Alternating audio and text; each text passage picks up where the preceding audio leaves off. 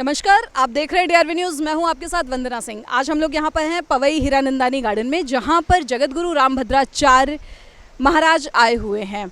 तो आइए देखते हैं, आज उनसे बहुत सारे विषयों पर बातचीत की गई है। आइए आपको दिखाते हैं। रामलला का मेन पॉइंट आपने देखा नहीं। रामलला की जन्मभूमि का निर्णय किसके वक्तव्य पर हुआ था, आप जानते कि नहीं जानते?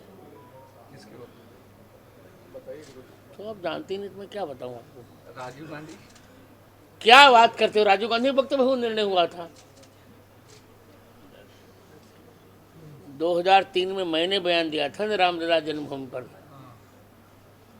तो पहले तुम ठीक से पढ़ के आओ, फिर मुझसे बात करा करो।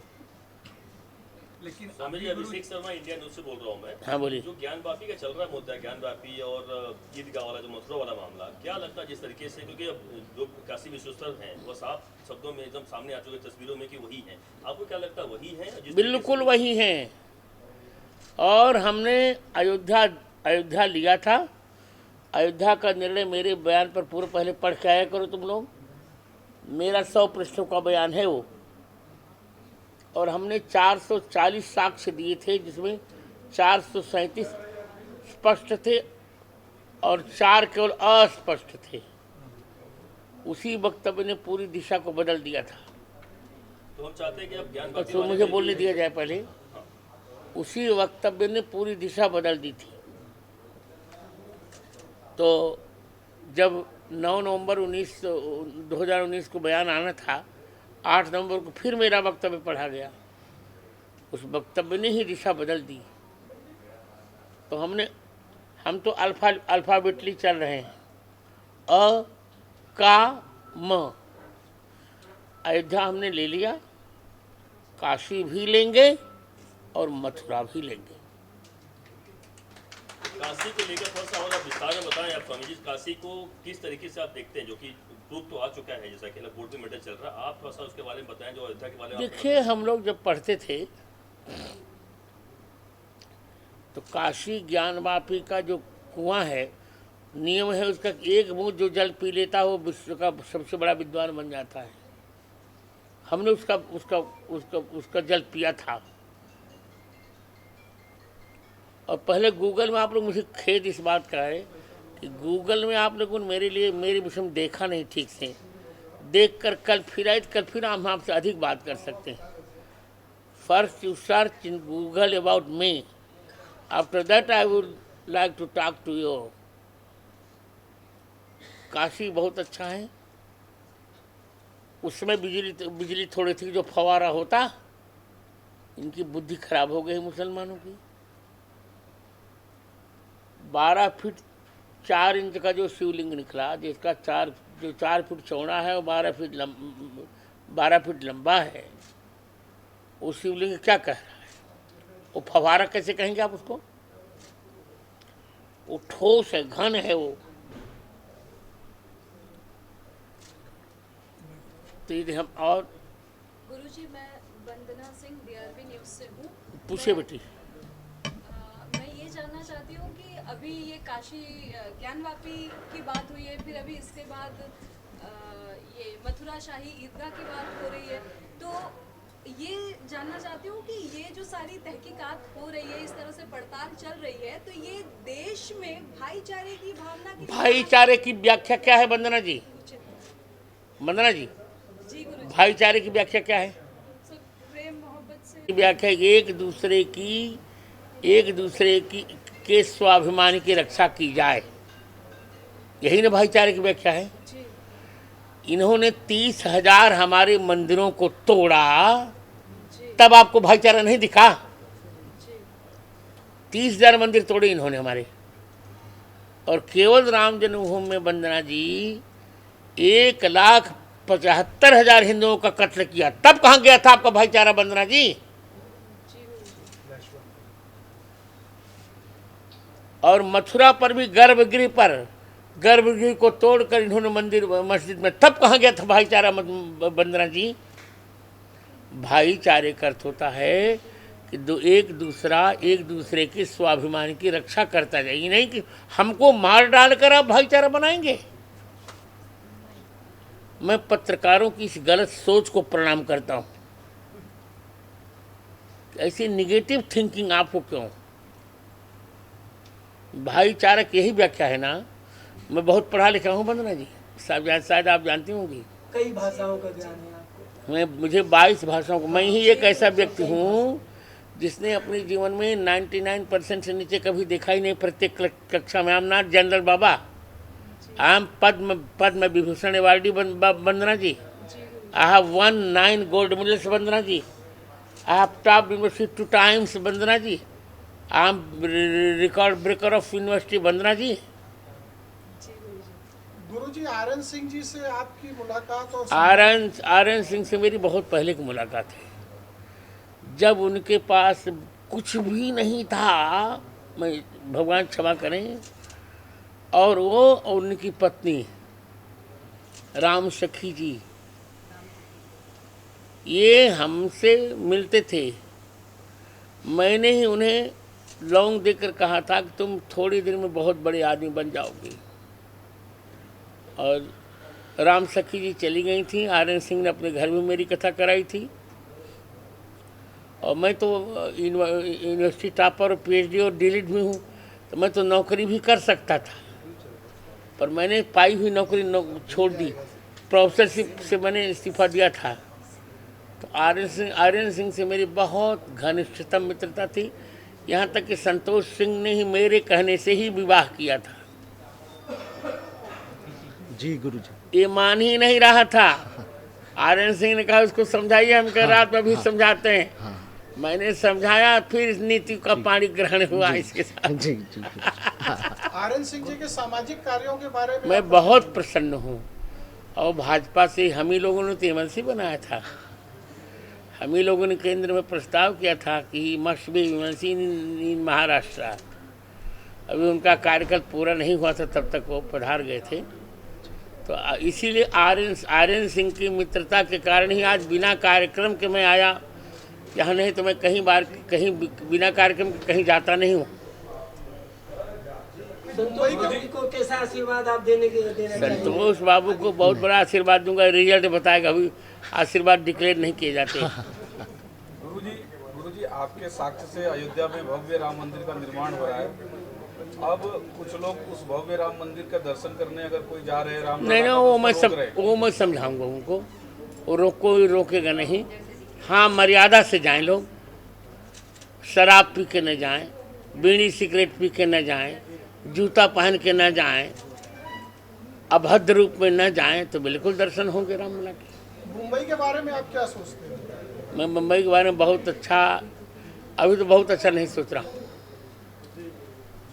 तो कभी की जो सरकार है वो बस एमएलए ओमेले, अभी तो बस लूट खसोट की सरकार अभी है। बहुत अच्छा नहीं, क्योंकि जो राष्ट्रद्रोही हैं सब इकट्ठे हो गए। दुर्भाग्य से शिवसेना पद लोलुपता के कारण अपना सिद्धांत छोड़ चुकी है। क्या बाला साहब का जो हिंदुत्व था, बाला साहब वो नहीं उद्धव के साथ था, अब उद्धव ने उसको छोड़ दिया है। सर, क्या राज ठाकरे ने माफी मांगी? क्या राज ठाकरे के पास चली गई? अब मैं नहीं कह पा रहा हूँ। राज ठाकरे भी बहुत अवसरवादी व्यक्तित्व हैं।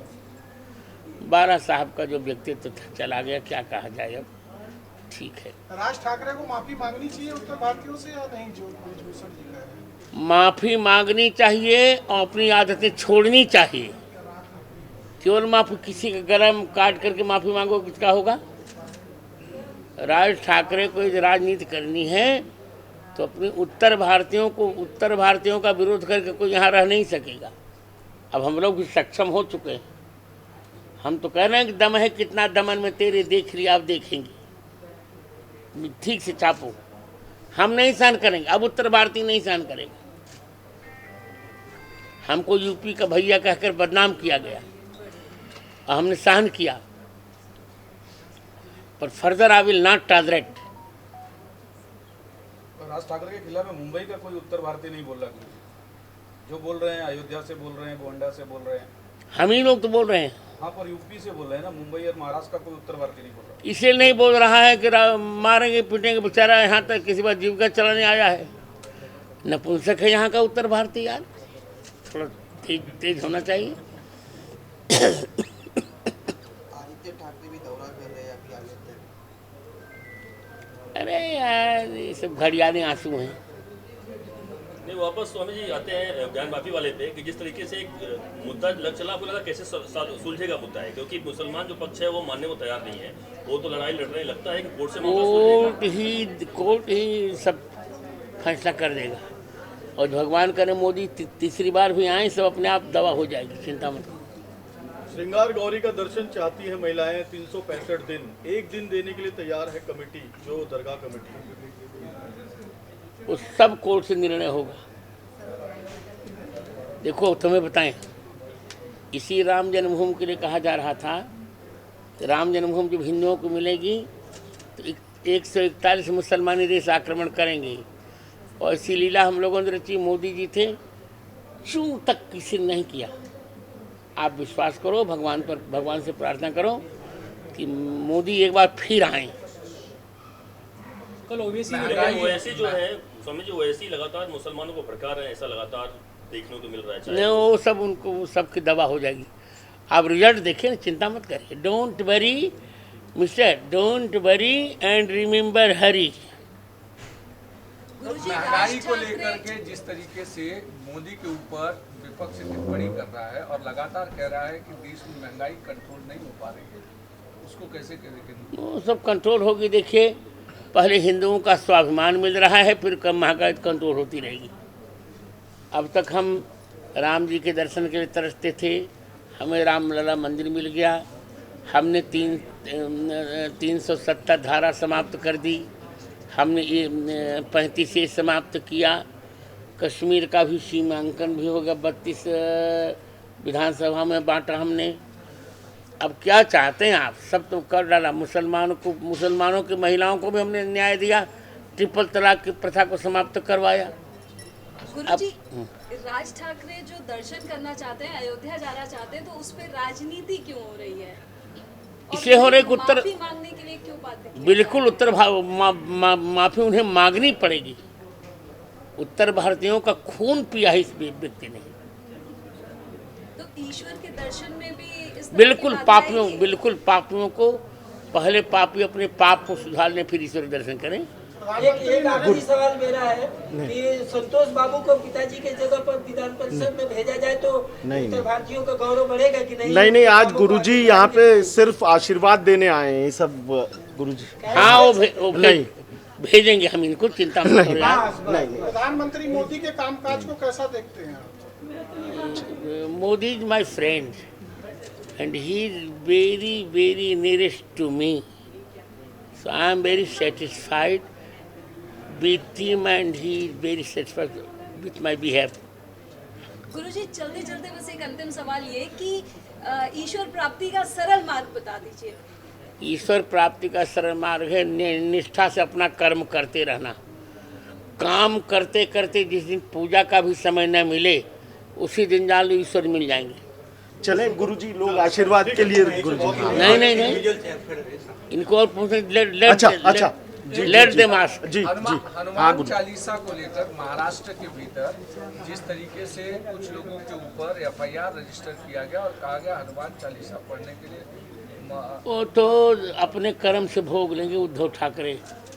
हनुमान चालीसा राष्ट्रीय ग्रंथ है, उसके पाठ में किसी को नहीं। अभी सुप्रीम कोर्ट में ने भी कह दिया कि देशद्रोह सर्वत्र नहीं लगाया जा सकता। पढ़े हो कि नहीं पढ़े हो?